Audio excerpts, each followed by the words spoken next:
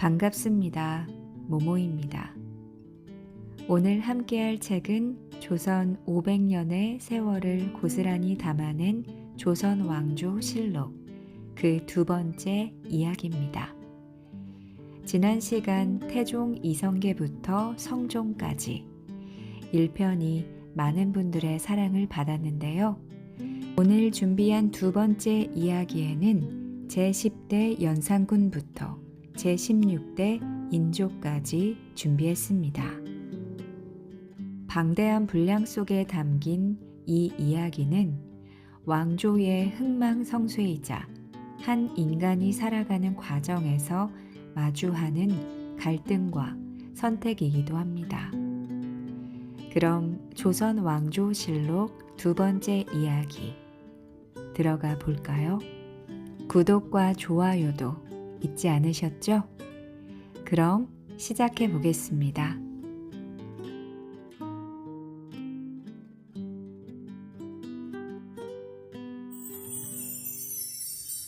조선 왕조 실록 제10대 연산군 시대 어머니를 잃은 폭군 무오사화 성종이 죽자 성종의 맏아들이자 패비 윤씨의 아들인 연산군이 왕위에 올랐습니다.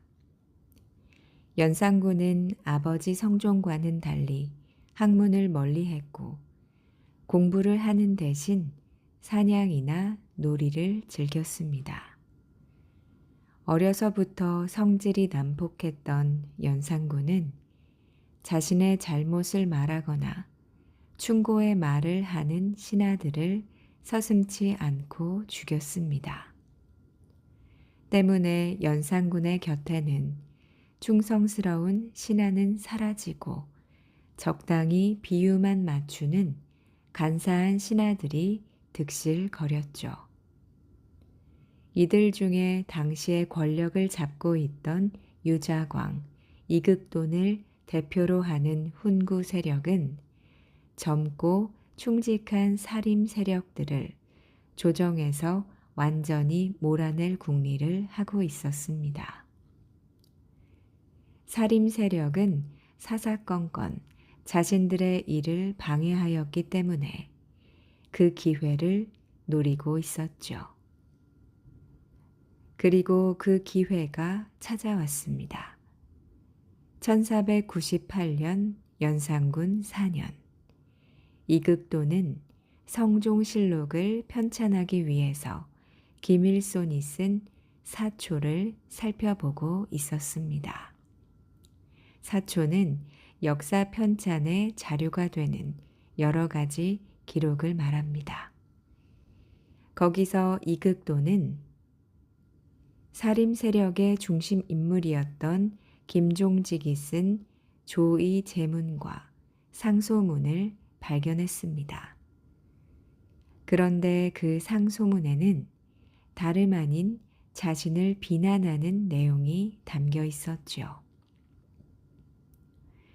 전라감사 이극도는 정의왕후가 세상을 뜨시어 온 나라가 슬픔에 잠겨 있을 때 근신하지 않고 장흥의 기생들과 음주와 가물을 즐겼나이다. 이극돈에게 큰 벌을 내리심이 마땅한 줄 아뢰옵니다. 상소문을 읽은 이극돈은 김종직에 대한 분노로 온몸을 부들부들 떨었습니다. 그리고 유자광에게 달려가 이 사실을 말했죠.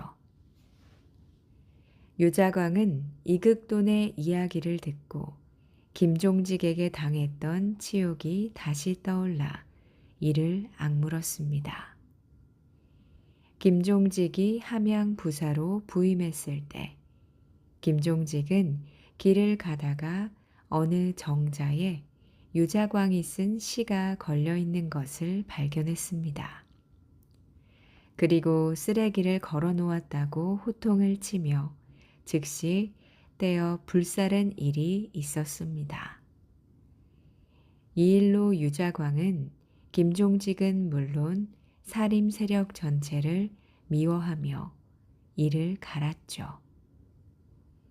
드디어 우리에게 아주 좋은 기회가 온 듯하오.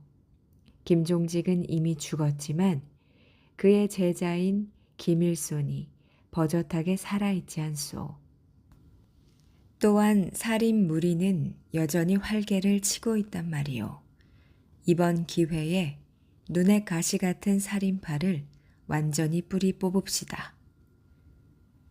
유자광과 이극도는 서로 손을 맞잡고 미소를 지었습니다. 상감마마, 김종직이 조의제문에서 세조 임금이 단종을 폐위시킨 일은 역모라며 세조 임금을 비난하고 있습니다. 이는 왕실의 권위를 떨어뜨리고 신하의 도리를 지는 큰 죄옵니다. 김일손 또한 살인파 무리들과 함께 이것을 사초에 실었으니 실로 커다란 죄가 아니겠습니까? 어서 그 죄를 물으시옵소서. 유자광은 이극동과 함께 다른 훈구 세력들을 끌어모은 다음 이렇게 연산군에게 상소문을 올렸습니다. 상소문을 받은 연산군은 그렇지 않아도 자신이 하는 일에 일일이 참견하는 살림 세력들이 미웠습니다.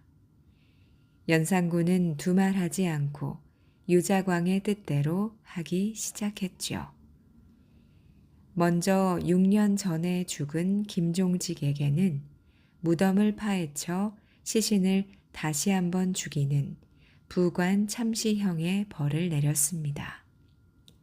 그리고 김일손을 비롯한 김종직의 제자들은 사지가 찢기는 능지처참을 명령했지요. 뿐만 아니라 이 일과 관련되지 않은 죄 없는 살림 세력들도 재산을 몰수하고 유배를 보냈습니다. 무오년의 사초로 인하여 일어난 사건이라 해 무오사화라고 불리는 이 사건은 살인파의 대부분이 제거되고 아첨꾼들만 남게 되는 사건이었습니다. 그리고 연산군은 이후에도 나란 일은 돌보지 않고 놀고 즐기는 일에만 힘을 썼습니다. 갑자사화. 상감마마, 마마의 어머니 되시는 패비 윤씨를 죽인 것은 당시의 훈구 세력들과 인수대비 마마였습니다. 연산군 앞에 무릎을 꿇은 임사홍은 조심스럽게 패비 윤씨에 대해서 입을 열었습니다. 지금까지 어머니에 대해서 아무것도 모르고 있던 연산군은 임사홍에게 엄청난 이야기를 듣고 소스라치게 놀랐습니다. 연산군은 끓어오르는 분노를 참을 수 없어 잠을 이루지 못했습니다. 다음 날 임사홍은 패비 윤씨의 어머니 신씨를 궁으로 들게 했습니다. 마마, 이것이 마마의 어미가 사약을 마시고 토해낸 핏자국입니다. 부디 어미의 원수를 갚아주세요. 이날을 기다렸던 신씨는 눈물을 글썽이며 피가 묻은 한삼자락을 연산군에게 내밀었습니다. 선명하게 남아있는 어머니의 핏자국을 본 순간 연산군의 포악성과 잔인성이 한순간에 폭발하고 말았습니다. 내 어미를 죽인 자, 단 한 사람도 남김없이 모두 죽일 것이다. 이성을 잃고 칼을 빼든 연산군의 광기 어린 모습을 지켜보며 임사홍은 마음속으로 쾌재를 불렀습니다. 임사홍은 두 아들을 예종과 성종의 사위로 보내고 권력을 잡기 시작한 사람이었죠. 연산군은 자신의 방탕한 생활로 국고가 바닥이 나자 관료들의 재산을 몰수하기 시작했습니다. 그러자 관직에 있던 훈구 세력들은 자신들의 재산을 지키기 위해서 연산군에게 반발하는 세력과 연산군의 행동을 그저 지켜보는 세력으로 나뉘었고 그렇게 대립하게 되었습니다. 이 틈을 타 임사홍은 훈구 세력과 조정에 남아있던 사림 세력을 모두 몰아내고 자신이 정권을 잡아야겠다는 야심을 품은 겁니다. 두 세력을 한꺼번에 제거하는 데는 패비 윤씨 사건이 제격이었습니다. 윤씨에게 사약을 내릴 때 훈구 세력과 사림 세력의 김종직이 관여했기 때문입니다. 그래서 패비 윤씨 사건은 절대 거론하지 말라는 성종의 말도 무시한 채 임사홍은 그 사건을 연산군에게 밀고하고 말았습니다. 1504년 갑자년에 일어난 갑자사화는 이렇게 시작됩니다. 패비 사건을 알게 된 뒤 시작된 연산군의 잔인한 살인극은 아무도 막을 수가 없었습니다. 복수심에 불타오른 연산군은 자신의 작은 어머니뻘인 엄귀인과 정귀인을 끌어내고 마구 짓밟고 때려 죽였습니다. 그리고 이번에는 패비 윤씨에게 사약을 내리는데 가장 큰 역할을 했던 인수대비를 찾아갔죠. 어찌 제 어머니를 그렇게 비참하게 죽이셨습니까? 제 어머니가 대체 무슨 죄를 지었다고 그렇게 죽이셨습니까? 연산군은 인수대비 앞에서 두 눈을 부릅뜨고 고래고래 소리를 질렀습니다. 그러고는 이미 병들어 힘이 없던 인수대비의 가슴을 머리로 들이받았죠. 결국 이 일로 충격을 받은 인수대비는 영영 일어나지 못했습니다. 또한 패비 윤씨 사건에 가담했던 이세좌, 윤필상은 물론이고 옆에서 선왕을 깨우치지 않았다는 이유로 이극균까지 죽임을 당했습니다. 패비 윤씨 사건에 가담한 후궁들과 그 자손들, 내관들과 궁녀들도 연산군의 칼을 피하지 못했고 사약을 내리는 회의 때 참석했던 죽은 한명회, 정찬손 등은 무덤을 파서 시신의 형벌을 가했던 부관 참시를 당했습니다. 이 외에도 많은 인재들이 귀양을 가야만 했죠. 이뿐만이 아니었습니다. 무오사화에서 살아남은 선비들은 패비 윤씨 사건에 힘을 모았다는 이유로 죽임을 당했고 홍귀달은 손녀를 세자빈으로 달라는 연산군의 청을 거절했다고 죽임을 당했습니다. 또한 생육신의 한 사람인 남효호는 부관참시를 당했는데 살아있을 때 조정에 고분고분하지 않았기 때문입니다. 이렇게 패비 사건과 관계없는 사람들까지 연산군의 기분에 따라 어이없는 죽음을 당했습니다. 7개월 동안 온 나라를 피비린내로 진통케 했던 갑자사화는 수많은 사람들의 목숨을 빼앗고 드디어 끝이 납니다. 중종반정. 갑자사화 이후 연산군의 횡포는 날이 갈수록 심해졌습니다. 한글로 자신을 비방하는 벽보가 붙자 아예 훈민정음을 사용하지 못하게 했습니다. 또 국립대학이었던 성균관을 연회장으로, 귀한 손님을 맞아 잔치를 베풀던 경회로는 기생들의 놀이터로, 조선 불교의 중심이었던 원각사는 연방원을 바꾸어 기생들의 모임 장소로 쓰게 했죠.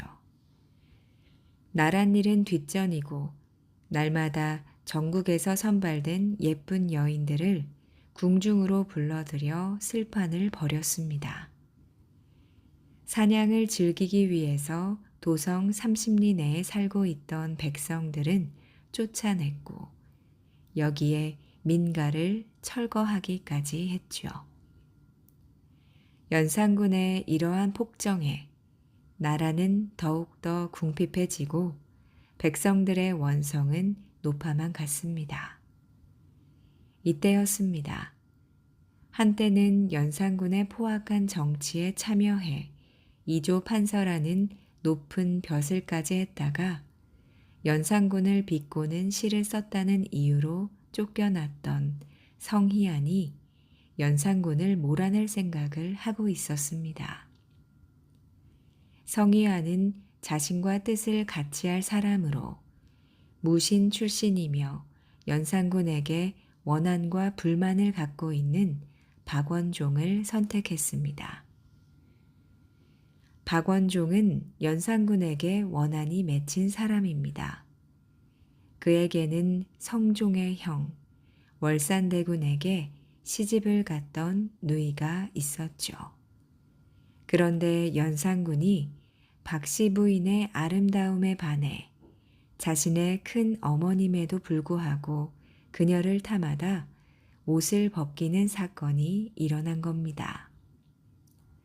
그 일로 박씨 부인은 스스로 목숨을 끊었고 박원종의 아버지는 화병으로 세상을 뜨고 말았습니다. 박대감, 지금 이 나라는 폭군의 손에 죽어가고 있소. 지금 왕위에 있는 자는 임금이 아니고 폭군이요.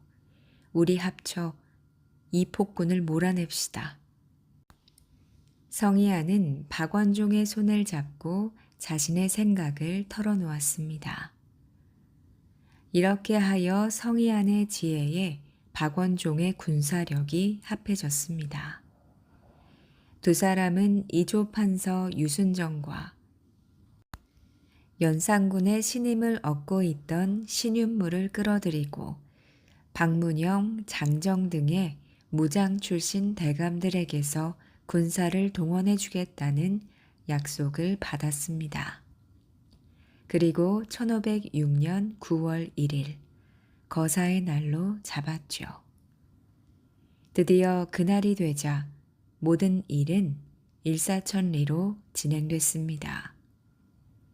반란군은 신윤무의 도움으로 쉽게 경복궁에 들어갔고 그때까지 아무것도 모르고 있던 연산군에게 옥세를 받아냈습니다. 이것으로 일은 성공리에 끝이 났습니다. 반란군은 그 즉시 성종의 계비이며 진성대군의 어머니였던 자순대비를 찾아가 사건의 전말을 이야기하고 진성대군을 새 임금으로 올릴 것을 설득했습니다. 그날 오후 이로써 폭군의 시대는 마감이 되고 경복궁은 새 임금을 맞이했습니다. 그가 제11대 임금인 중종입니다. 따라서 이 사건을 중종반정이라고 부르게 되었습니다. 제11대 중종시대, 혁명에 실패했던 임금, 기묘사화. 연산군의 폐위로 왕이 된 중종은 연산군이 저지른 잘못된 일들을 바로잡기 위해서 개혁 정치의 필요성을 느꼈습니다. 그러나 실질적인 나라의 정권은 반정을 일으킨 공신들이 쥐고 있었기 때문에 중종은 큰 힘을 쓸 수가 없었죠. 중종이 자신의 뜻을 이루려면 공신 세력을 견제하고 개혁에 앞장설 신진 세력이 필요했습니다. 이때 중종 앞에 새로이 나타난 사람이 살림 세력인 조광조였습니다. 조광조는 무오사화로 유배 중이었던 김굉필에게 성리학을 배웠고 유교의 도덕으로 다스리고 있는 도학 정치를 꿈꾸는 사람이었습니다. 그는 성품이 강직하고 빈틈이 없는 사람으로 자신이 한번 마음먹은 일은 무슨 일이 있어도 이루고야 마는 성격이었죠. 중종의 두터운 신임을 얻은 조광조는 먼저 미신을 타파하기 위해서 태조 때부터 이어오던 소격서, 하늘, 땅, 별에 제사를 지내는 관청을 말합니다. 이 소격서를 없앴습니다. 그리고 유교적인 도덕국가를 실현하기 위해서 각 지방마다 향약을 실시하게 했습니다. 그리고 혈량과라는 새로운 과거제를 실시해 젊고 깨끗한 인재를 등용했습니다. 이때 등용된 28명은 조광조를 따르는 사림 출신들로 나라의 중요 관직을 맡게 되었습니다. 일이 이렇게 되다 보니 훈구 세력들은 긴장하지 않을 수 없었습니다. 그렇지 않아도 조광조의 급진적인 개혁이 마음에 들지 않을 터인데 조광조의 세력이 점점 커지니 경계할 수밖에 없던 것이죠.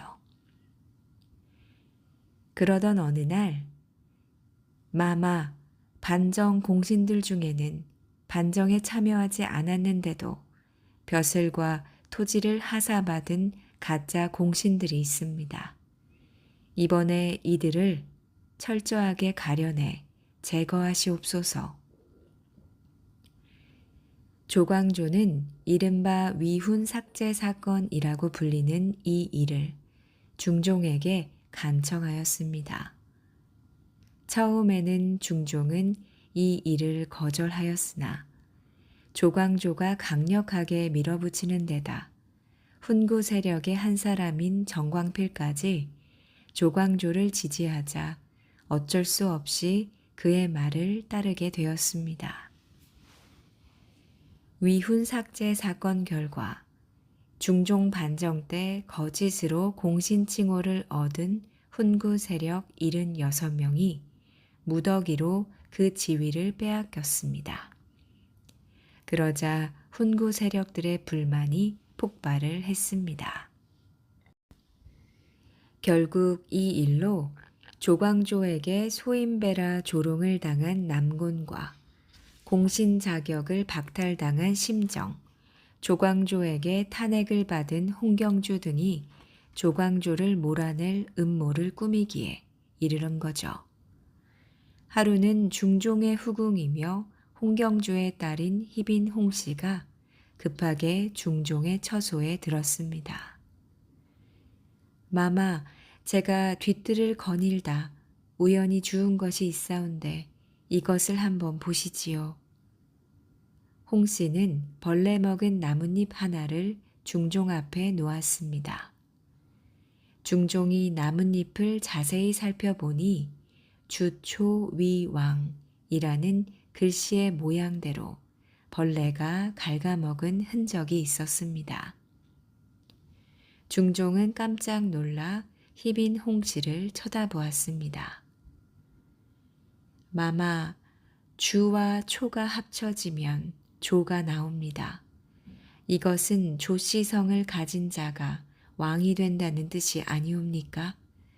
아무래도 조광조를 조심하라는 하늘의 뜻인 듯 하옵니다. 홍씨의 말에 중종은 생각에 잠겼습니다. 조광조 때문에 모든 일을 너무 급하고 무리하게 서두른 감이 있다. 나를 힘들고 지치게 만들더니 기어코 이런 일이 생기는구나.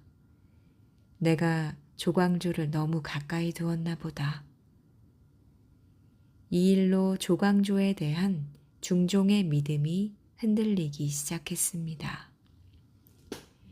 하지만 주초위왕 글씨는 사실 홍경주와 희빈홍 씨가 조광조를 공경에 빠뜨리기 위해 꾸민 일이었습니다.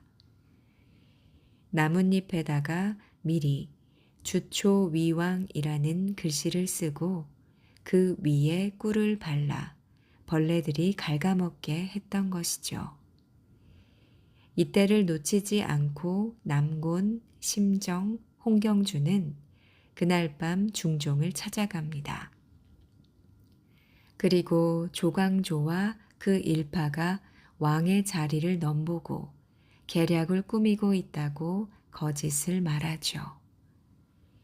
이미 판단력이 흐려진 중종은 불같이 화를 내며 조광조 일파를 잡아들입니다. 그리고 조광조, 김식, 김정, 김구 등 이들을 처형하라고 명을 내리죠. 그러나 당시 영의정이었던 정광필과 우의정이었던 안당을 비롯한 성균관 유생들이 조광조의 무죄를 주장하며 반대를 했습니다. 이에 중종은 조광조와 젊은 사림들을 죽이지 않고 유배를 보냈습니다. 그리고 얼마 뒤 조광조가 살아있음을 불안하게 여긴 남곤, 심정 등은 중종을 설득해 조광조에게 사약을 내리게 했습니다.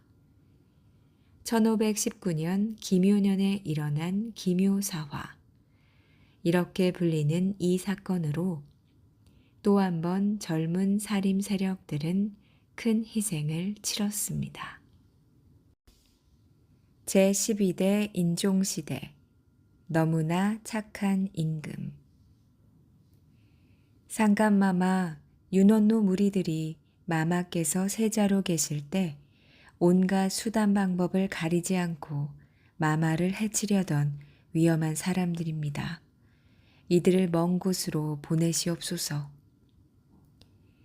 인종이 30세의 나이로 왕위에 오르자 세자 시절부터 그를 지켜주던 외삼촌 유님이 상소문을 올렸습니다.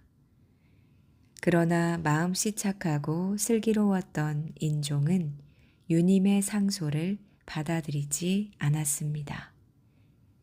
또다시 불어닥칠지도 모르는 피바람을 막기 위해서였죠. 인종은 효심이 지극하고 성품이 너그러웠으며 총명했습니다.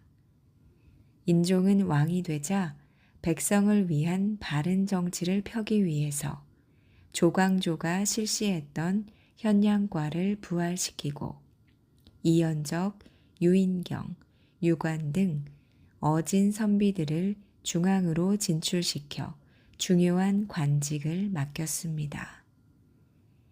그리고 김효사화 때 목숨을 잃었던 조광조와 사림들의 명예를 회복시켜주고 벼슬을 되돌려 주었지요. 또한 임금께 바른 말을 하다 귀양을 갔던 강직한 선비들도 다시 불러들였습니다.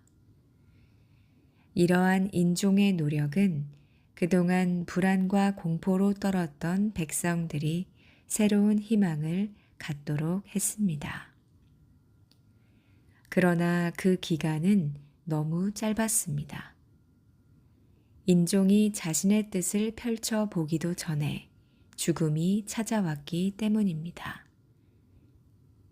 그리고 그 죽음에는 문정왕후 윤씨의 시기심이 있었죠. 인종은 태어나 7일 만에 어머니를 잃었고 문정왕후 손에서 자랐습니다. 문정왕후는 성격이 고약하고 욕심과 시기심이 많아 언제나 인종을 괴롭히고 원수같이 대했습니다. 인종이 빨리 죽어야 자신의 아들이었던 경원대군이 왕이 될 수 있었기 때문이죠. 인종이 세자였을 때 동궁에 불붙은 쥐들을 풀어 세자내외를 불태워 죽이려고까지 했다는 소문이 돌 정도였습니다. 그러나 인종은 이런 문정왕후를 단 한 번도 원망하지 않았습니다. 오히려 문정왕후의 비위를 맞추려 애를 썼죠. 자신을 길러준 어머니로 지극 정성을 다해 섬긴 겁니다. 문정왕후는 왕위에 오른 인종이 문안 인사를 드리러 오면 언제나 막말을 쏟아냈습니다. 상감은 우리 모자를 언제 죽일 것입니까? 우리를 죽일 거면 지금 당장 죽이십시오. 문정왕후가 이런 막말을 할 때마다 인종은 자신의 효성이 부족한 까닭이라 여기며 괴로워했습니다. 또한 인종은 문정왕후의 뜻이 무엇인지 잘 알고 있었습니다. 그래서 인종은 경원대군에게 왕위를 물려주기 위해서 자신은 자식을 낳지 않았습니다. 그러던 어느 날 인종은 그날도 문정왕후에게 문안 인사를 드리러 갔습니다. 그런데 다른 때와 달리 문정왕후가 반갑게 맞이했습니다. 문정왕후는 부드러운 말투에 살짝 미소까지 짓고 이렇게 말했습니다. 상감, 내가 상감을 위해서 떡을 해놓았습니다. 참으로 알 수 없는 일이었습니다. 날마다 인종을 원수대하듯 하며 표독스럽게 악담을 퍼붓던 문정왕후가 인종을 위해서 떡을 해놓은 것이었지요. 인종은 달라진 문정왕후의 태도에 감격하며 문정왕후가 내미는 떡을 맛있게 먹었습니다. 그리고 다음 날 인종은 자리에서 일어나지 못했죠. 갑자기 온몸에 기운이 빠지면서 꼼짝할 수가 없었던 겁니다. 여러 날이 지나도 인종의 병은 나아지지 않았습니다. 아무리 좋은 약을 써도 소용이 없었죠. 결국 인종은 무슨 병에 걸렸는지도 모른 채 시름시름 앓다가 1545년 7월 1일 눈을 감고 말았습니다. 그가 왕위에 오른 지 9개월 만이었죠. 인종이 병을 얻게 된 것은 문정왕후가 준 떡 안에 독약이 들어 있었기 때문이라고 이야기를 하는 사람도 있었답니다. 제13대 명종시대 어머니의 등살에 마마보이가 됐던 임금 윤원형의 횡포 인종이 죽고 문정왕후의 뜻대로 명종인 경원대군이 왕이 되었습니다. 그리고 12세의 어린 나이에 왕이 됐던 명종은 8년 동안 어머니 문정왕후의 수렴청정을 받았죠. 그런데 수렴청정을 시작한 문정왕후는 한나라의 임금인 명종을 함부로 대했습니다. 큰 소리를 치고 반말을 하는 것은 물론 임금의 종아리를 치고 뺨을 때리는 것도 아무렇지 않게 했죠. 문정왕후는 명종이 어리다는 이유로 나라의 모든 일을 간섭하고 자신의 뜻대로 처리했습니다. 이제 왕실은 문정왕후와 문정왕후의 형제인 윤원형과 윤원노가 쥐게 되었지요. 윤원형 일파는 힘이 생기자 가장 먼저 자신들과 대립관계였던 윤임 일파를 제거하기 위해서 음모를 꾸몄습니다. 마마, 윤임이 마마를 몰아내고 봉성군을 왕으로 올리려 한다는 소문이 돌고 있습니다. 봉성군은 중종의 8번째 아들입니다. 물론 이것은 거짓이었지요. 이 소식을 들은 문정왕후는 망설이는 명종에게 화를 내고 소리를 치며 다그칩니다. 뭘 꾸물거리십니까? 어서 역적모의를 한 유님을 잡아들이세요. 마음이 그렇게 약해서 뭐에 쓰시렵니까? 문정왕후의 기세에 눌린 명종은 무조건 문정왕후의 뜻대로 하였습니다. 문정왕후는 윤원형에게 이 사건을 조사하라고 명령을 내렸고 기회를 잡은 윤원형은 윤임을 비롯한 대윤 무리에게 영모죄를 덮어 씌웠습니다. 그리고 이들을 유배시킨 다음 사약을 내려 죽였죠. 이 사건을 을사사화라고 부르는데 이때 죽음을 당한 대윤 무리의 대부분이 사림 출신이었습니다. 그로부터 2년이 지난 1547년 양재역에 벽서가 한 장 붙었습니다. 그것은 문정왕후와 간신들을 비난하는 내용이었죠. 마마, 이것은 유님의 잔당 세력들이 앙심을 품고 한 일이 분명합니다. 을사사화 때 유님 일파에 대한 처벌이 미약했기 때문이옵니다. 이번 기회에 나머지 잔당들을 완전히 제거해 또다시 이런 일이 일어나지 않도록 하옵소서. 윤원형은 익명으로 쓰여진 이 벽보 한 장을 유님의 잔당 세력과 사림 세력을 제거하는 데 이용했습니다.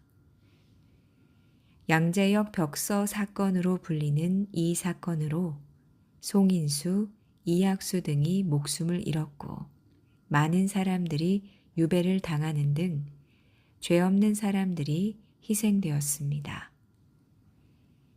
윤원형은 참으로 무서운 사람이었습니다. 그는 자신이 꾸민 2번의 음모로 적이라 생각되는 사람들을 모두 제거하고 마지막 칼끝을 그의 친형인 윤원로에게 돌렸습니다. 윤원형만큼 독하지 못했던 윤원로는 가끔 동생의 잘못을 지적하며 비난을 했습니다. 형의 비난마저도 듣기 싫었던 윤원형은 결국 친형까지 죽이게 되죠.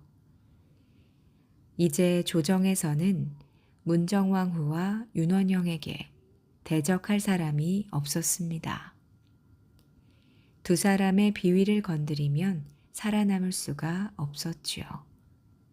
두 사람은 자신들의 욕심대로 조선을 쥐락펴락했습니다.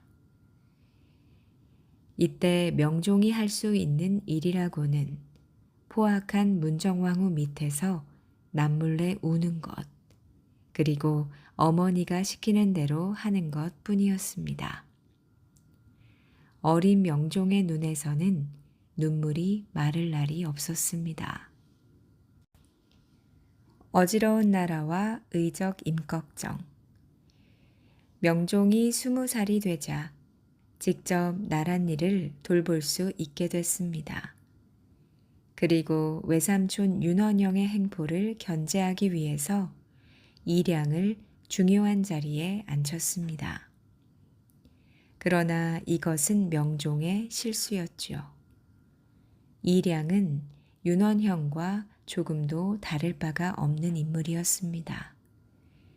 그는 여러 관료들과 손을 잡고 자기 세력을 늘리기에 바빴고 권력을 함부로 남용해서 재산을 불리는 데만 열중이었습니다.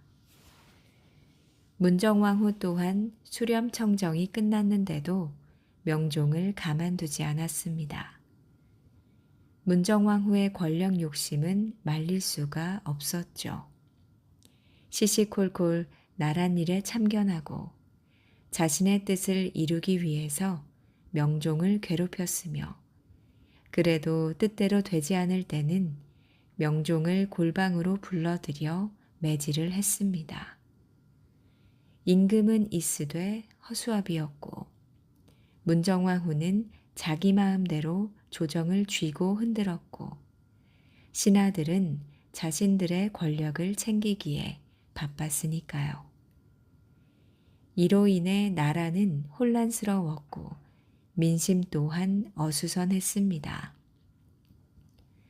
게다가 흉년까지 계속되자 굶어 죽는 백성들이 생겨나고 거지와 도적대가 들끓었습니다.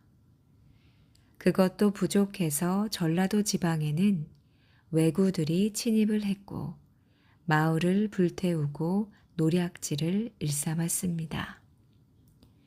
이러한 혼란스러운 상황에서 도적대들은 점점 더 대담해집니다.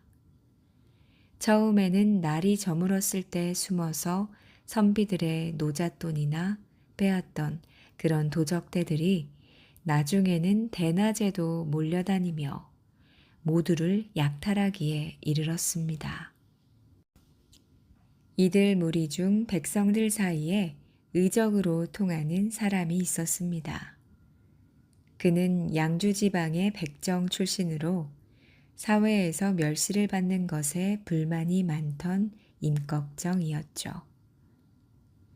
우리가 어찌 도적이냐? 나라의 재산을 빼돌리고 백성들의 양식마저 빼앗는 조정들의 무리들이야말로 더 큰 도적이로다.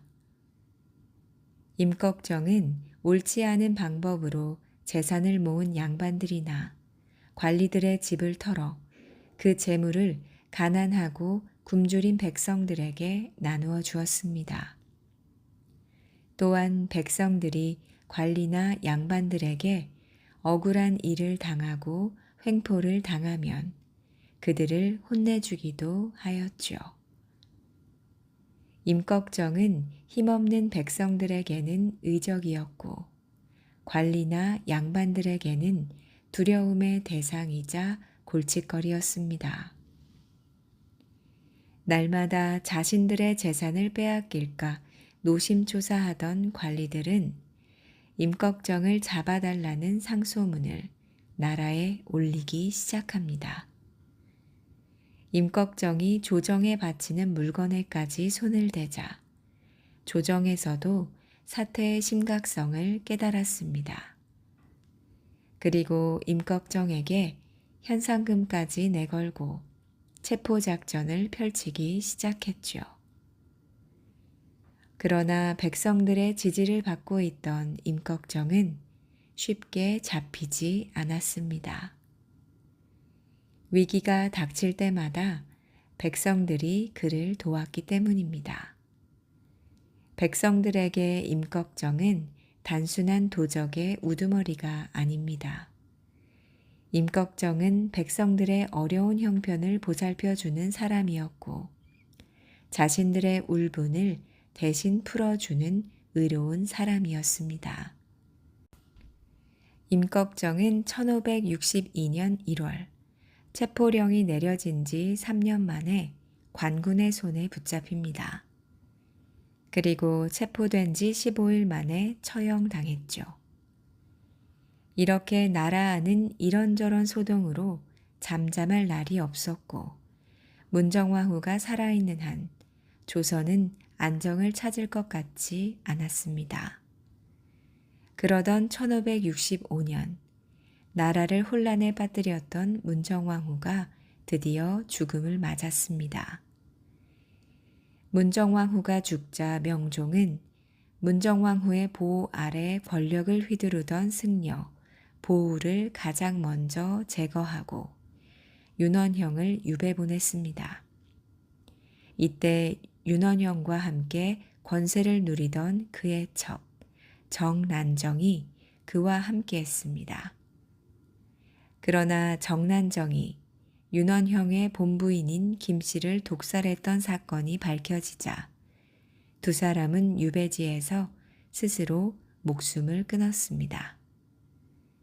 명종은 새로운 인재를 등용하고 백성들의 살림을 살피는 등 나라를 안정시키려고 노력했지만 그의 뜻을 펼칠 새도 없이 문정왕후가 죽은 지 2년 뒤 34살의 나이로 세상을 떠나고 말았습니다.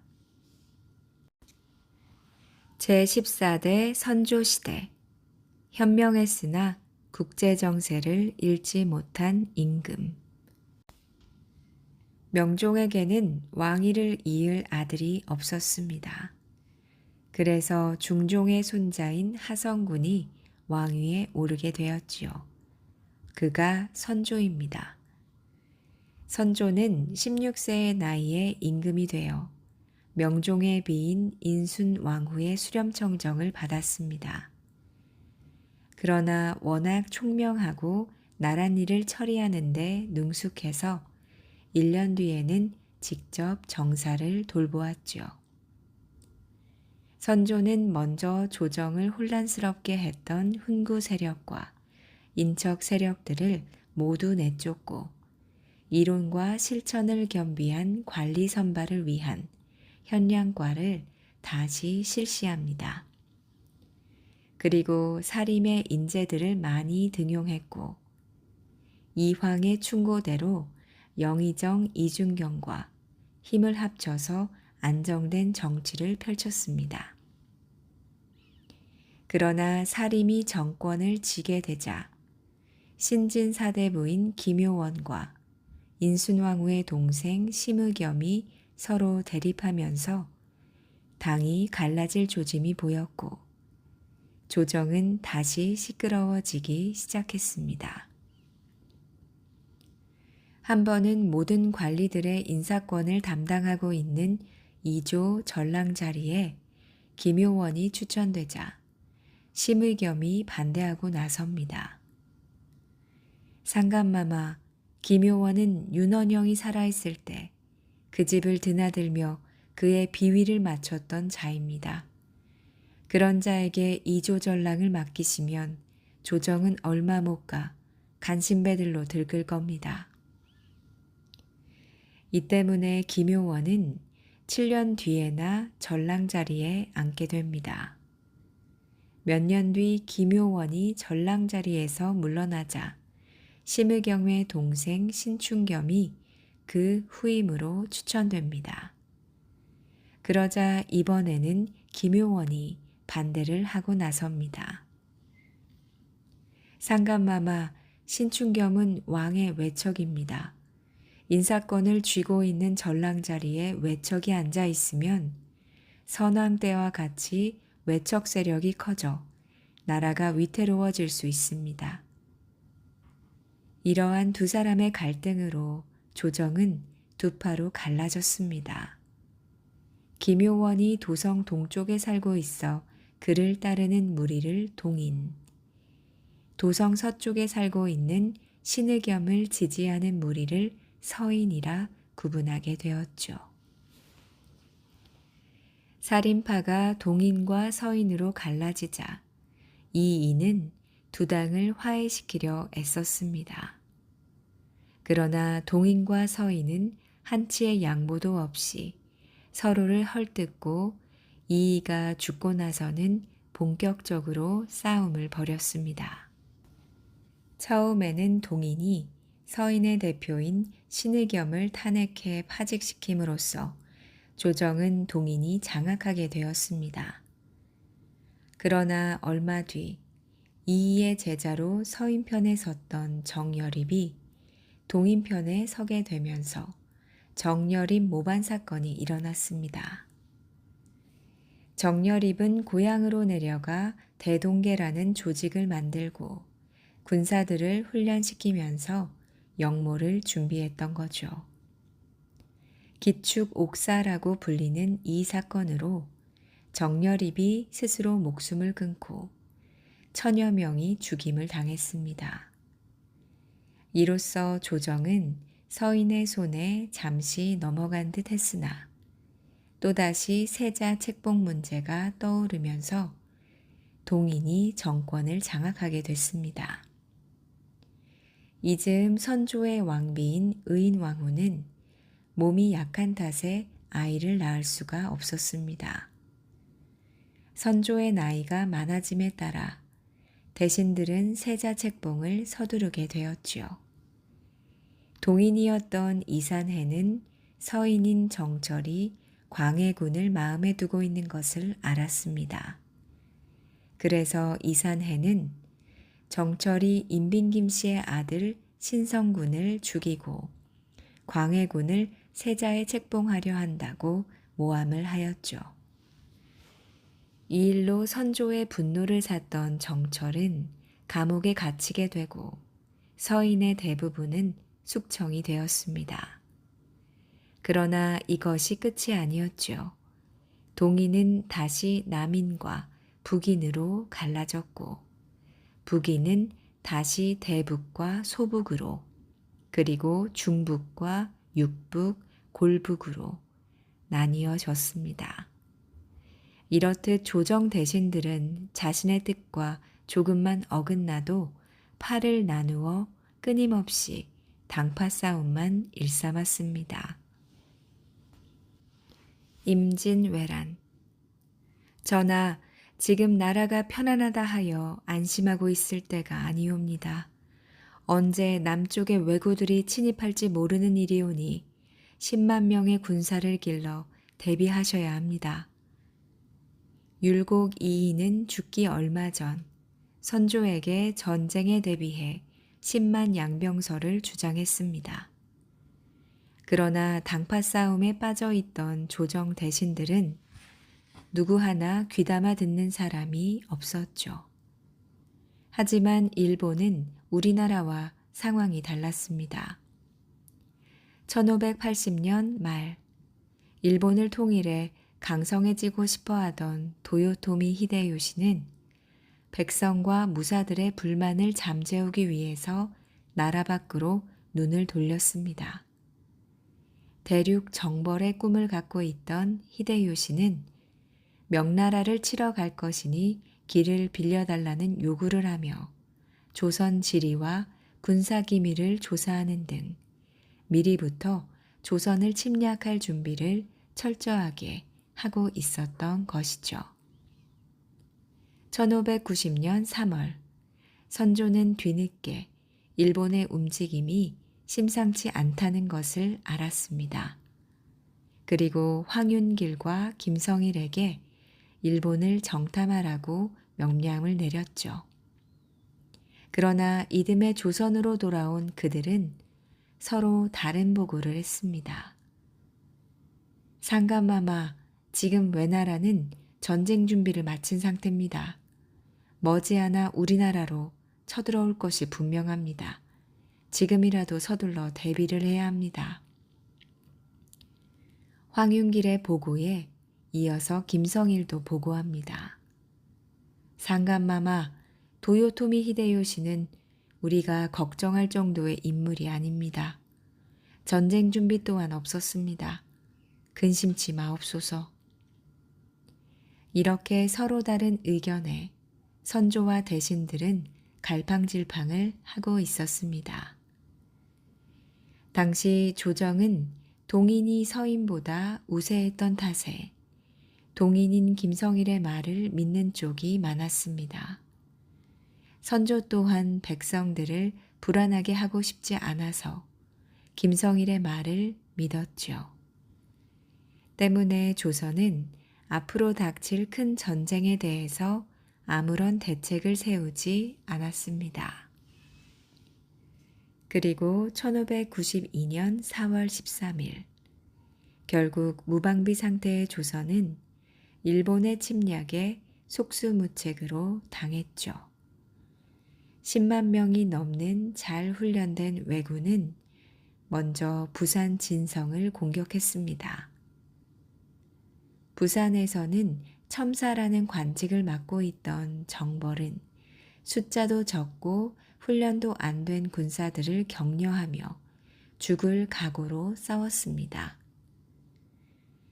그러나 왜군들의 신식 무기인 조총에 맞서기에는 역부족이었죠.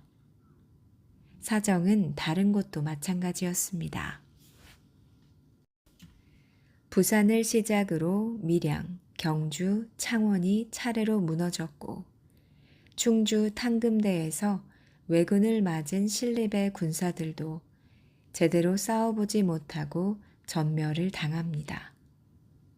상황이 어렵게 돌아가자 선조와 조정 대신들은 백성과 나라를 지키기 위한 대책을 세우는 대신 피난 보따리를 싸기 시작합니다. 그리고 4월 30일 새벽, 백성과 도성을 버리고 피난길에 올랐습니다.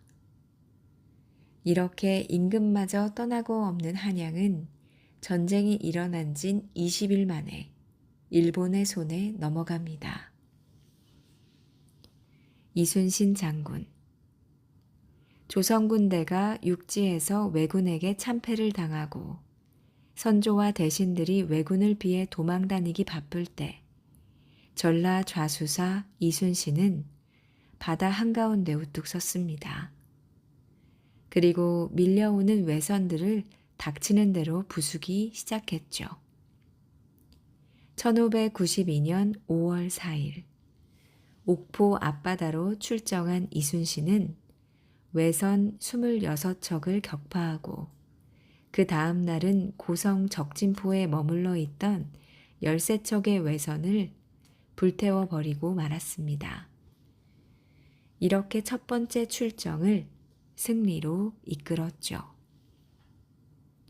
두 번째 출정은 예상보다 빨리 왔습니다.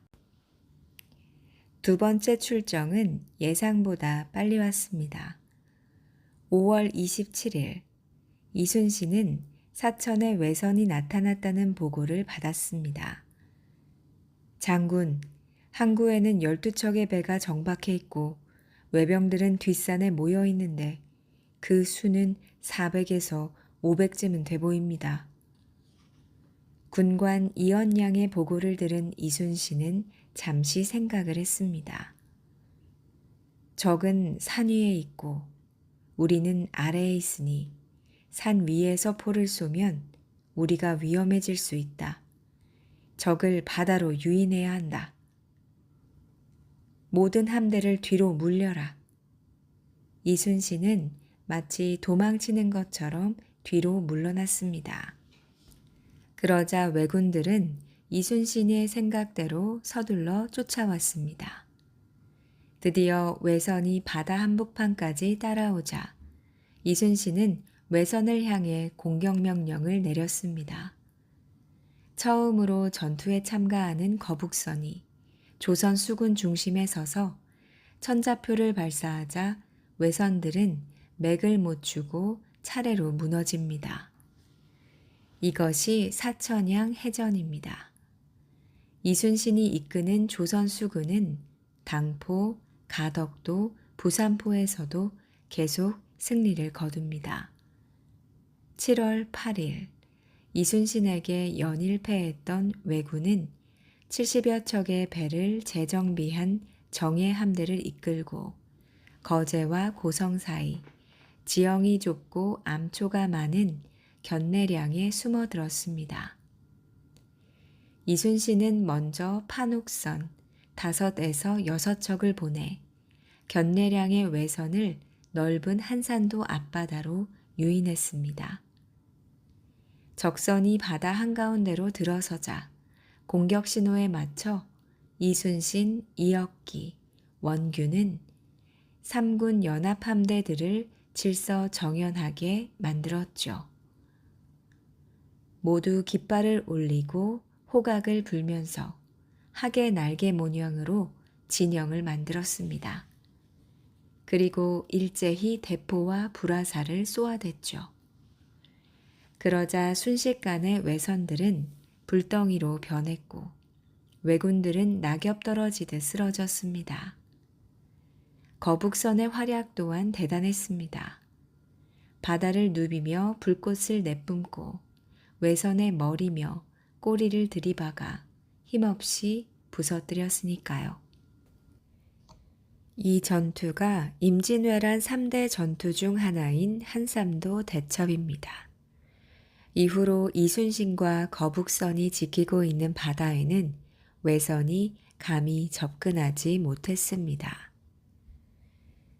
의병들의 활약. 임진왜란이 일어나자 나라를 지키기 위해 전국 곳곳에서 의병이 일어났습니다.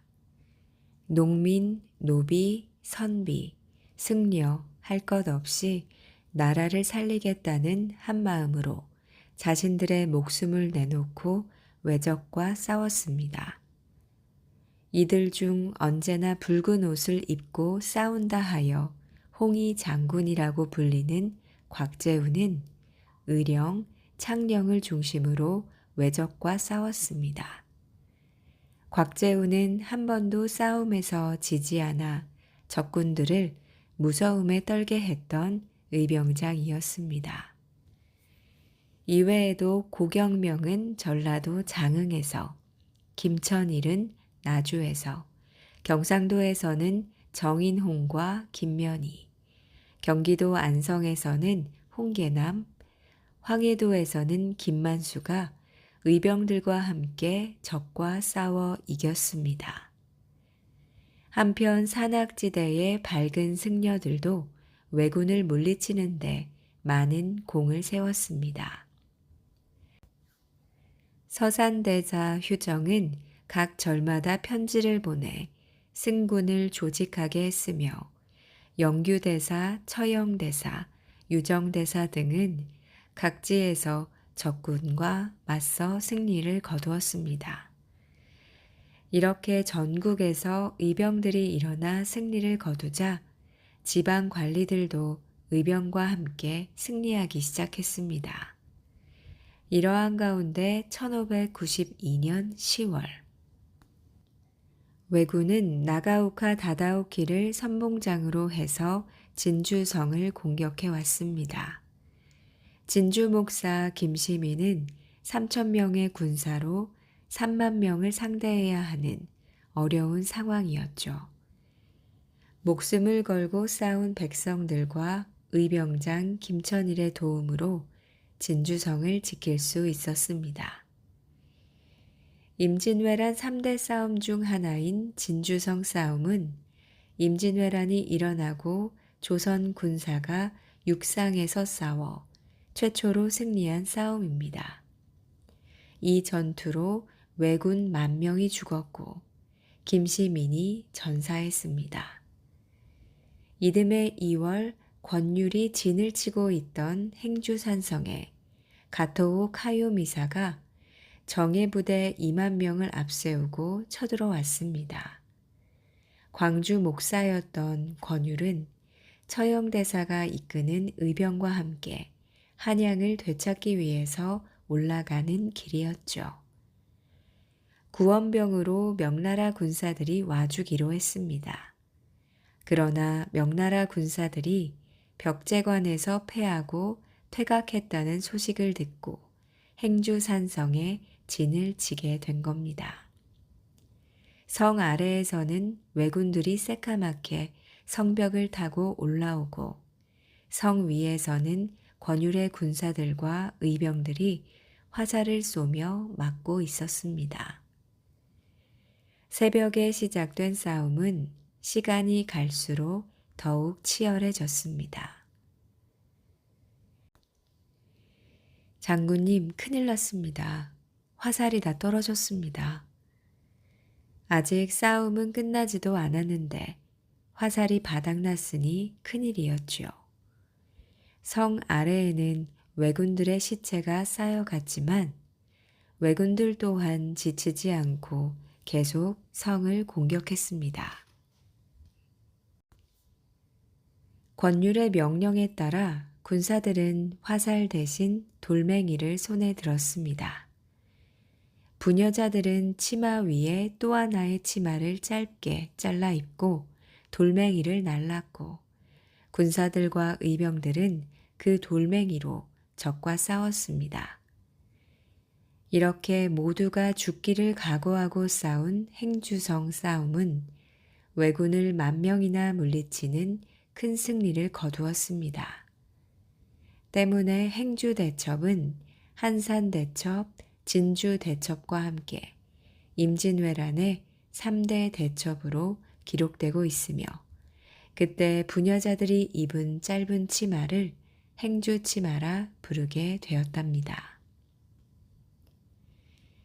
정유재란과 폐허가 된 조선 1594년부터 명과 왜나라는 평화협정 회담에 들어갔습니다. 왜나라는 조선을 금방이라도 손에 넣을 줄 알았는데 이순신과 의병의 활약, 명나라의 합세 등으로 어렵게 되자 휴전을 서둘렀습니다. 명나라 또한 군사들이 전쟁에 지쳐가던 때라 하루라도 빨리 전쟁을 끝내고 싶었습니다. 그러나 3년 동안 계속된 이 회담은 왜나라의 무리한 요구로 결렬이 되었습니다. 회담이 자신들의 뜻대로 안 되자 왜나라는 또다시 군사를 이끌고 조선을 침략했습니다. 이것이 임진왜란에 이어 정유재란입니다. 왜군은 임진년 때와는 달리 미리 준비를 갖추고 있던 조선 군사들과 명나라의 즉각적인 구원병에 막혀 경상도 지방을 넘지 못했습니다. 하지만 바다의 사정은 달랐습니다. 삼도 수군 통제사가 되어 바다를 지키던 이순신이 원균의 모함으로 관직을 박탈당한 겁니다. 이순신을 밀어내고 삼도 수군 통제사가 된 원균은 칠천도에서 왜군을 막지 못했습니다. 그래서 임진왜란 때 피해가 없었던 전라도 해안까지 왜군들이 쳐들어오면서 노략질을 일삼았죠. 이에 놀란 조정에서는 이순신을 다시 삼도 수군 통제사로 임명할 수밖에 없었습니다. 이순신은 100여 척이 넘었던 배 중에서 겨우 남아있는 12척의 배를 수리해서 100명의 군사들을 이끌고 명량 앞바다로 출정합니다. 이순신이 상대해야 할 적의 배는 무려 133척. 그러나 이순신은 조금의 흔들림도 없었습니다. 그는 판옥선을 앞세우면서 왜선들을 향해 활을 쏘게 했습니다. 그중 한 화살이 적장 구르시마를 정확히 맞춰 쓰러뜨리자 왜군들은 당황을 해서 물러나기 시작했습니다. 이순신은 이때를 기다렸다가 왜선들을 무섭게 몰아쳤습니다. 허겁지겁 정신없이 도망가던 왜선들은 물살이 빠르고 좁은 지점에 이르러 이순신이 미리 쳐놓은 쇠줄에 걸리고 맙니다. 왜선들은 이리저리 흔들리면서 자기 편끼리 부딪히다 얼마 못 가 전부 침몰하고 말았죠. 명량 앞바다가 물살이 세고 좁다는 것을 이용한 이순신의 전술에 명량 대첩이라고 불리는 이 전투는 12척의 배가 133척을 이긴 기적의 승리였습니다. 4개월 뒤 노량 앞바다에는 수백 천의 왜선이 자기 나라로 돌아가기 위해서 모여 있었습니다. 도요토미 히데요시가 죽으면서 철군을 명령했기 때문이죠. 그러나 그들을 고이 보낼 이순신이 아니었습니다. 이순신은 명나라 함대와 함께 왜선을 뒤쫓았고 조선 수군은 마지막 한 척이라도 더 물리치기 위해서 빗발치는 포탄과 총알 속을 헤치고 들어갑니다. 그때였습니다. 함대의 가장 앞에서 왜선을 추격하던 이순신의 가슴을 향해 총탄 하나가 날아와 박혔습니다. 군사들은 깜짝 놀라 소리를 질렀죠. 큰 소리를 내지 마라. 어서 방패로 나를 가려라. 그리고 싸움이 끝날 때까지 나의 죽음을 알리지 마라. 이순신은 이 말을 남기고 조용히 숨을 거두었습니다. 군사들은 이순신의 죽음을 헛되지 않게 하기 위해 더 용감히 싸웠습니다. 그 결과 노량해전에서 왜군은 200여 척의 배와 2만 명의 군사를 잃고 겨우 50여 척의 배만 건져 자기네 나라로 도망을 갔죠. 이렇게 7년 동안의 전쟁이 막을 내립니다. 임진왜란이 끝나자 선조는 민심을 안정시키고 전쟁으로 인한 피해를 복구하기 위해서 노력했습니다. 스스로 음식과 의복을 절제하고 사치를 멀리했죠. 또한 농토를 개간하고 상차림을 간소하게 해서 음식을 낭비하지 않았습니다. 그러나 계속되는 흉년과 당파 싸움으로 인해서 조선은 더욱더 혼란스러워졌습니다. 선조는 자신의 뜻을 이루지 못한 채 1608년 59세의 나이로 세상을 떠났습니다. 제15대 광해군 시대 중립외교의 본보기. 선조가 죽고 왕위에 오른 광해군은 후궁인 공빈 김씨가 낳은 선조의 둘째 아들입니다. 선조는 후궁에게서 모두 13명의 아들을 얻었습니다. 그중 광해군은 임금이 될 자질이 가장 뛰어났기에 마지인 임해군을 제치고 세자에 책봉되었죠. 당시 조선은 세자가 책봉되면 명나라에 보고를 해서 허락을 받아야 했습니다. 그런데 명나라에서는 첫째 아들 임해군이 있다는 이유로 예법에 어긋난다며 광해군의 세자 책봉을 거절했죠.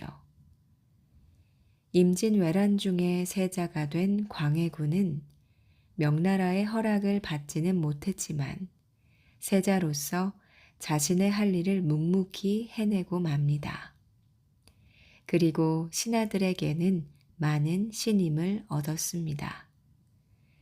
그래서 광해군이 다음 왕위에 오를 것을 의심하는 사람은 없었죠.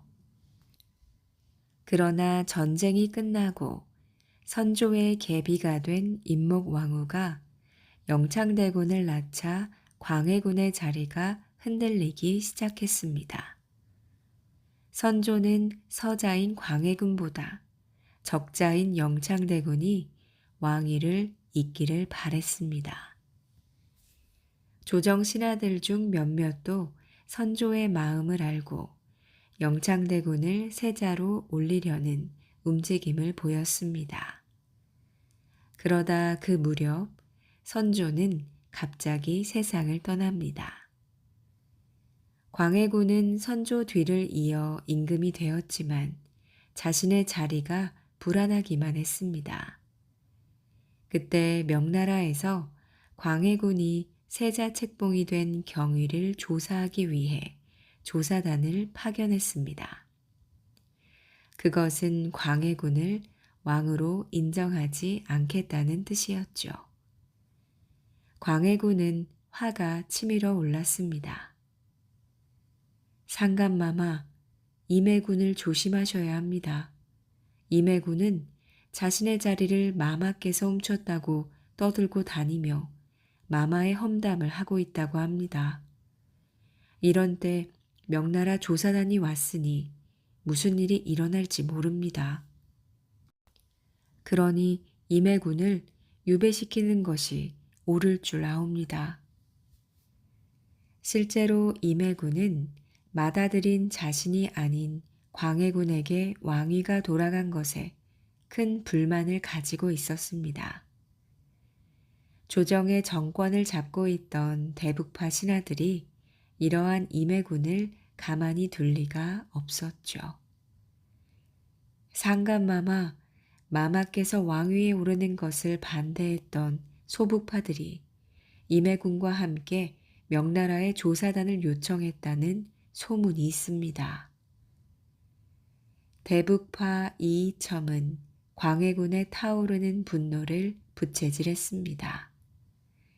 이 기회에 임해군과 소북파를 제거하고 정권을 완전히 잡기 위해서였죠. 광해군은 왕위를 빼앗길지도 모른다는 불안감에 소북파 신하들을 잡아들이고 임해군은 유배를 시켰다. 결국 사약을 내렸습니다. 그러나 소북파를 몰아내기 위해서 대북파의 음모는 여기서 끝나지 않았습니다.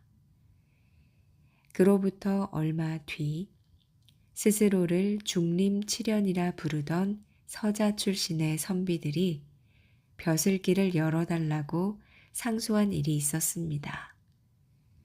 그러나 그들의 뜻은 거절당했고 그때부터 중림칠연은 도적질을 일삼기 시작했죠. 대북파의 이이첨은 이 사건을 역모로 바꿨습니다.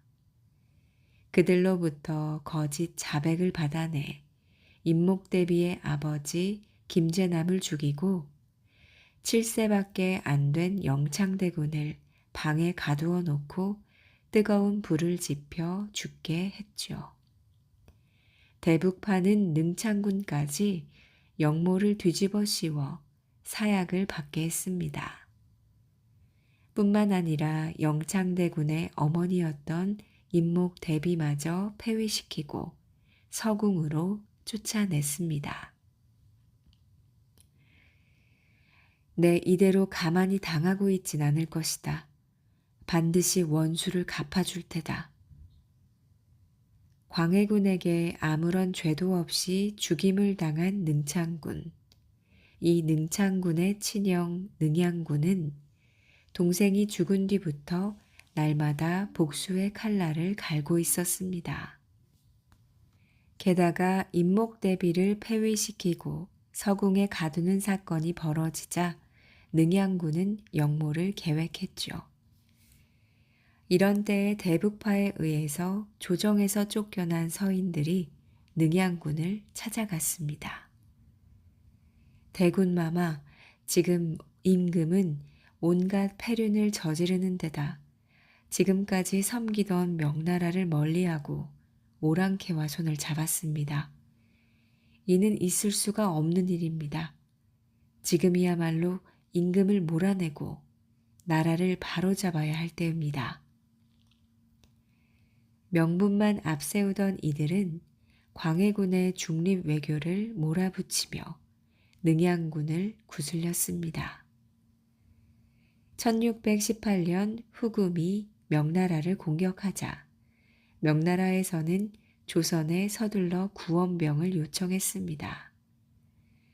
이에 광해군은 고민하지 않을 수 없었습니다. 어찌한단 말이냐. 그간의 의리로 보자면 구원병을 보내는 것이 마땅하지만 점점 더 세력을 키우고 있는 후금의 눈밖에라도 난다면 조선은 또다시 전쟁을 치르게 될지 모른다. 그래서 광해군은 도원수 강홍림에게 말했습니다. 우선 만군의 군사를 줄 터이니 명나라를 돕도록 하시오. 하지만 후금과 전투가 시작되면 절대 선봉에 서지 말고 물러서서 상황을 일단 지켜보시오. 이에 강홍립은 군사를 이끌고 명나라로 떠났습니다. 그는 광해군의 말대로 전투에 적극적으로 나서지 않으면서 시간을 끌었습니다. 물론 전투가 전혀 없었던 것은 아니었습니다. 강홍립은 후금의 기마 부대를 상대로 승리하기도 했으니까요.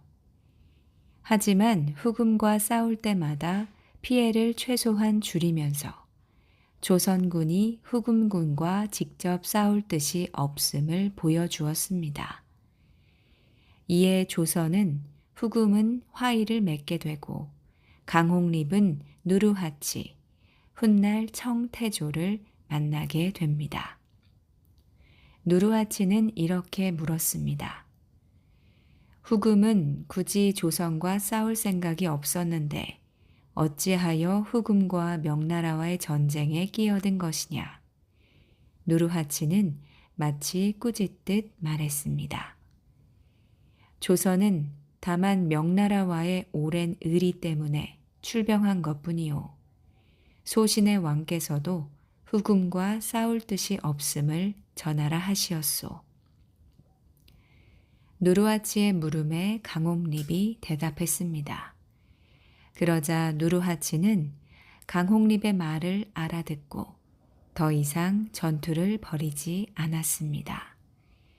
또한 중국어에 능통했던 강홍립을 옆에 남겨두었죠. 이로써 명나라는 더 이상 원군을 요청하지 않았고 광해군의 아슬아슬한 중립 외교로 조선은 전쟁의 소용돌이에 휘말리지 않았습니다. 그러나 서인과 능양군의 측근들은 이 일을 두고 광해군을 몰아붙이기 시작합니다.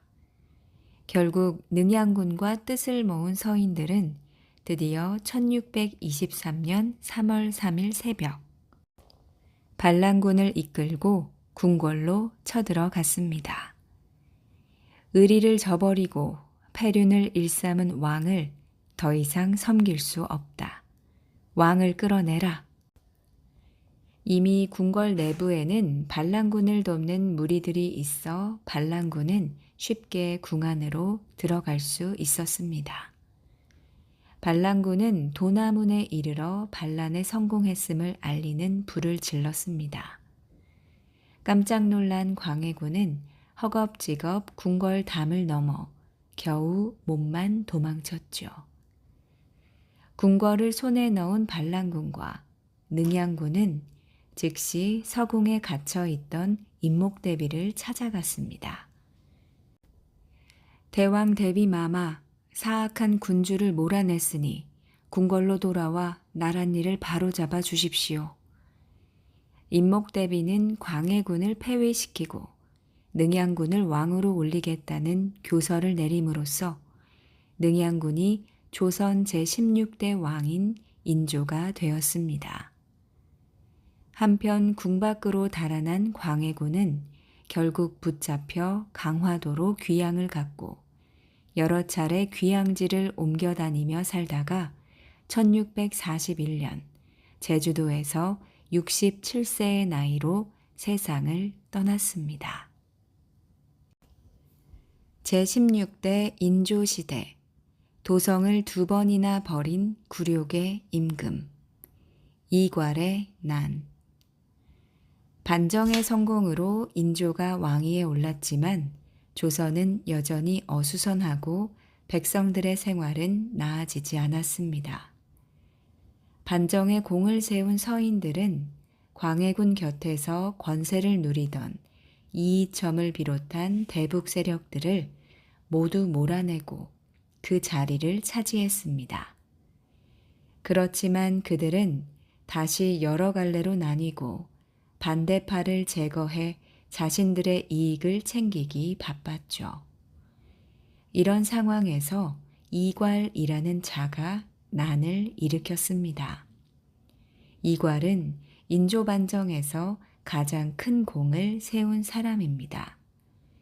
그러나 그는 1등 공신이 아닌 2등 공신 칭호를 받았으며 평안병사 겸 부원수가 돼서 변방의 수비를 맡게 되었죠.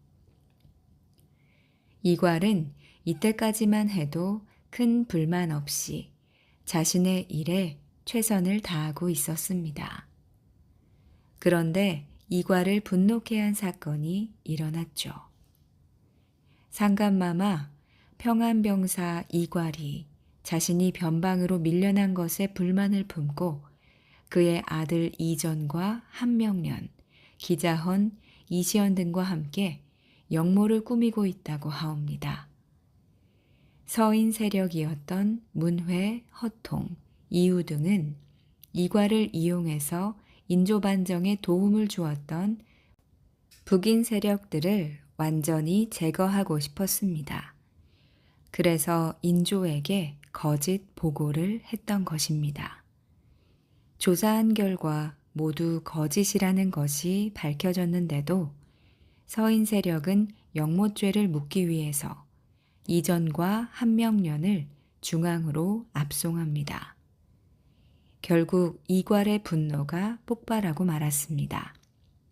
이괄은 자신의 아들인 이전을 잡아가기 위해 금부도사를 단칼에 베어버리고 한명년을 구했습니다. 그 다음 외병포로 300명과 자신의 군사 10,000명을 이끌고 한양으로 향했죠. 이괄의 부대는 막강했습니다. 관군들이 맞서 반란군을 막아보려 했지만 변방을 지키며 오랫동안 조직적인 훈련을 받았던 군사들을 막을 수가 없었죠. 이괄 부대는 전투마다 승리를 거두며 한 걸음씩 한양에 가까워지고 있었습니다. 인조는 임진강 전투마저 관군이 패하자 아차 싶었습니다. 인조는 옥에 갇혀있던 대북파들이 반란군을 만나면 합세할 위험이 있다고 추측했습니다. 그리하여 그들을 모두 처형한 뒤 서둘러 한양을 빠져나가 공주로 피신하게 됩니다. 이괄은 1624년 2월 10일 반란을 일으킨 지 19일 만에 백성들의 환영을 받으며 한양에 도착했습니다. 이괄은 먼저 선조의 10번째 아들인 흥안군을 왕으로 세우고 백성들의 민심을 수습하기 위해서 쌀을 나누어 주었죠. 또 옥에 갇힌 죄수들을 풀어주기도 했습니다. 그러나 한양에 들어온 지 사흘이 되던 날, 이괄 부대는 장만과 정충신이 이끄는 관군에게 크게 패하고 말았죠. 그는 부상당한 한명년과 몇몇 부하와 함께 이천으로 쫓겨났습니다. 그곳에서 이괄과 한명년은 부하의 배신으로 목숨을 잃었습니다. 이것으로 이괄의 난은 끝이 났습니다. 그러나 조선 사회는 더욱더 혼란에 빠졌죠. 조정에서는 신하들의 권력 싸움이 끊이지 않았고 백성들은 쉽게 한양을 버리고 도망친 임금과 조정을 더 이상 믿을 수가 없었습니다.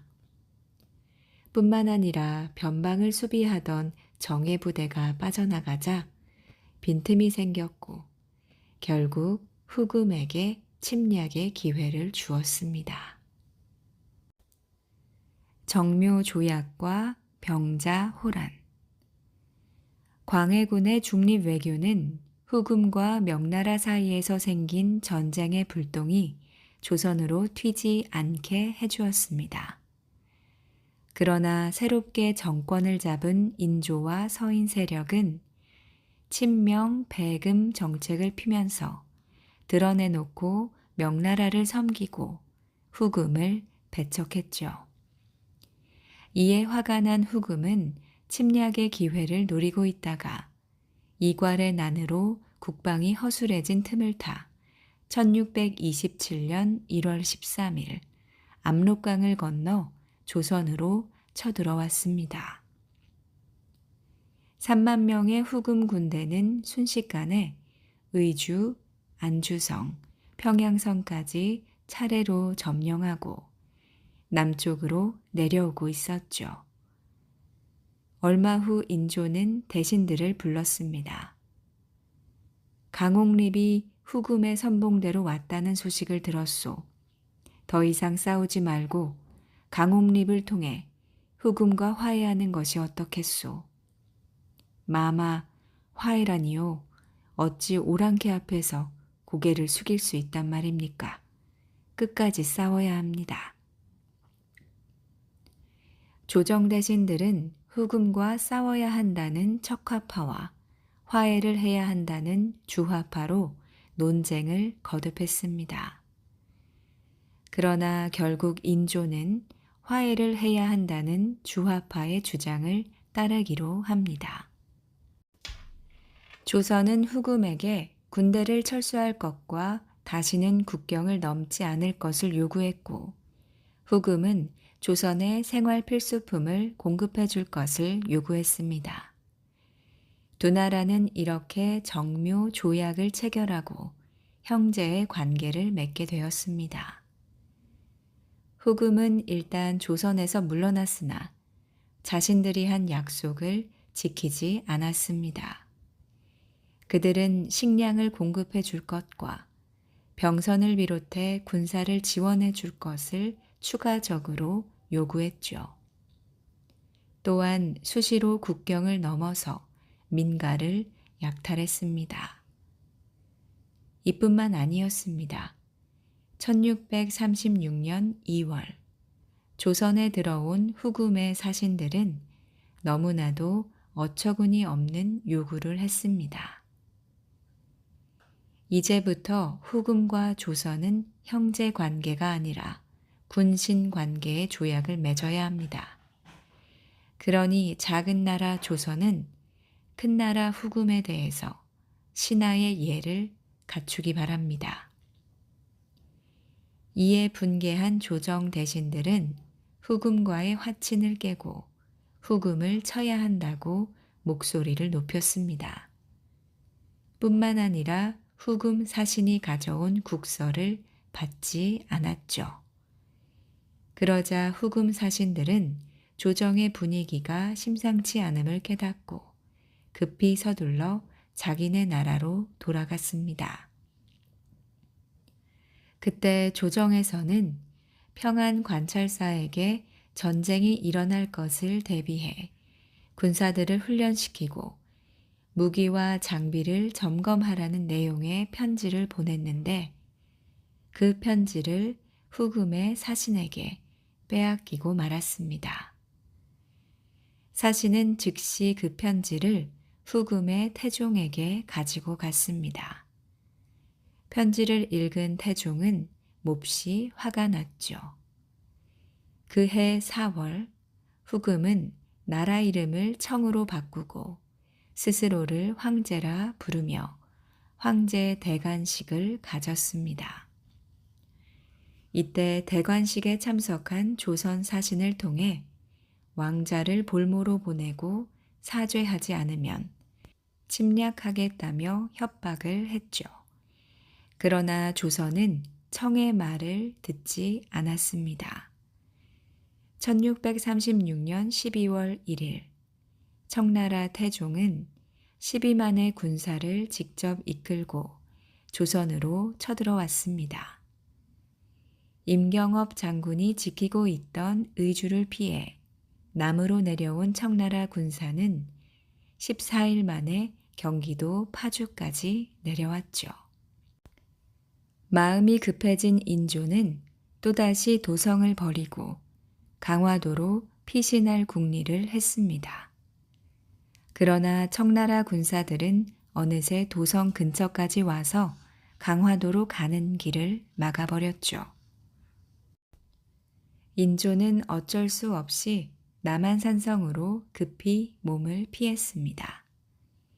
그때 남한산성 안에는 겨우 50일을 버틸 수 있을 정도의 양식밖에는 없었습니다. 청나라 태종은 12월 16일 남한산성에 도착하자 군사를 20만 명으로 늘려 성을 에워쌌습니다. 그리고 40일이 지났습니다. 조선은 최대의 위기를 맞고 있었죠. 성 안의 양식은 점점 떨어져 갔고 그만큼 군사들의 사기도 같이 떨어졌습니다. 남한산성으로 오던 조선의 군사들은 청나라에 계속 패하여 도망가기 바빴고 명나라의 원병도 오지 못하고 있었습니다. 이런 상황에서 할 수 있는 일은 청나라와 다시 화해하는 것뿐. 조선은 청나라에 화해의 손을 내밀었습니다. 그러자 청태종은 참으로 기가 막힌 요구를 해왔습니다. 조선의 임금이 직접 성문에 나와 머리를 조아리며 항복을 하고 조선과 청나라의 관계를 악화시킨 척화파 대신 3명을 청나라로 보내라는 것이었습니다. 인조는 굴욕적인 요구에 망설이지 않을 수가 없었습니다. 그러나 강화도가 무너졌다는 소식에 더 이상 버틸 수가 없었죠. 그리하여 1637년 1월 30일 인조는 대신들을 거느리고 남한산성을 나섰습니다. 한강 연안 삼전도에 도착한 인조는 청태종 앞에서 3번 절하고 9번 머리를 숙이며 항복을 하고 말았습니다.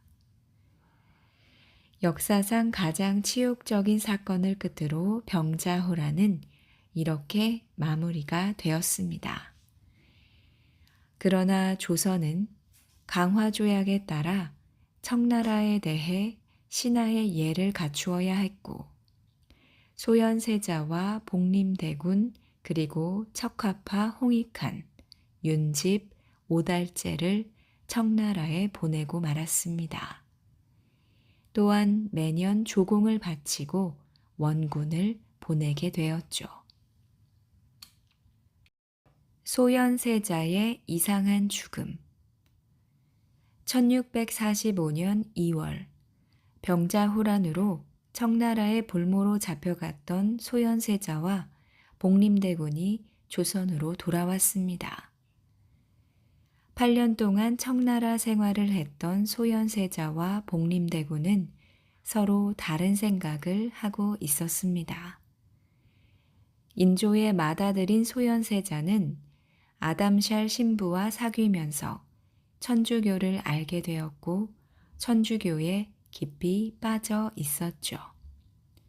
또한 서양 문물을 접하면서 과학에 관심을 갖게 되었고 서양 과학책과 역법을 열심히 공부했습니다.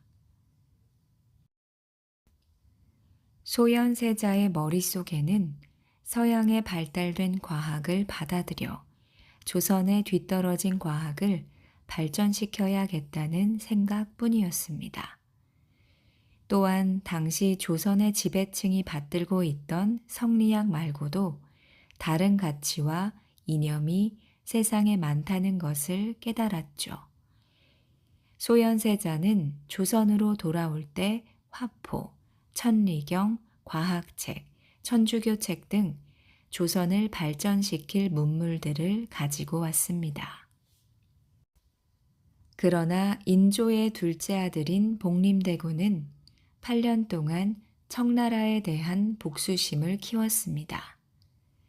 형인 소현세자가 서양 문물에 빠져 있을 때 복림대군은 소현세자를 보호하고 청나라의 내부 사정을 조선에 알리는 데 힘을 썼습니다.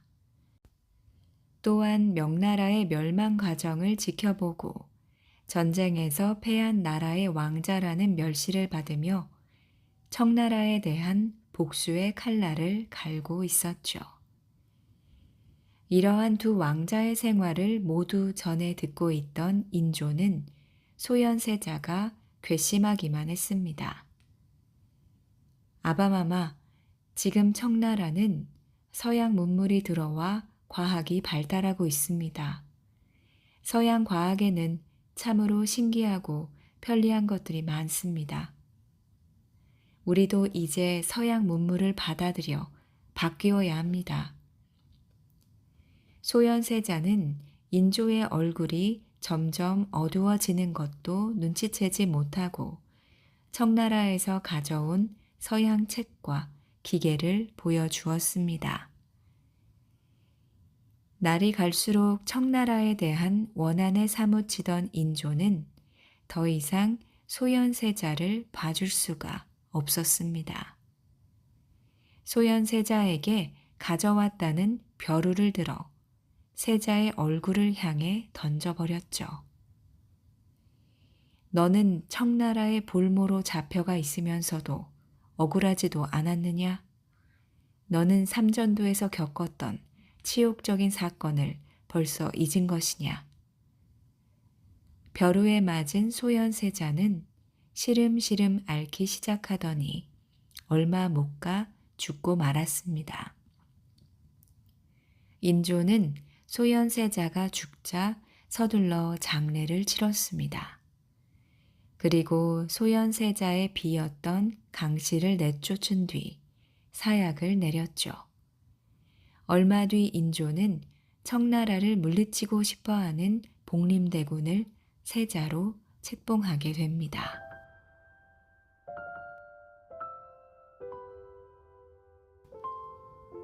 조선 왕조실록 그 두 번째 이야기. 오늘 준비한 내용은 여기까지입니다. 남아있는 3편도 많이 기대해 주세요. 그럼 편안한 밤 되시고요. 저는 다음 주에 뵙겠습니다.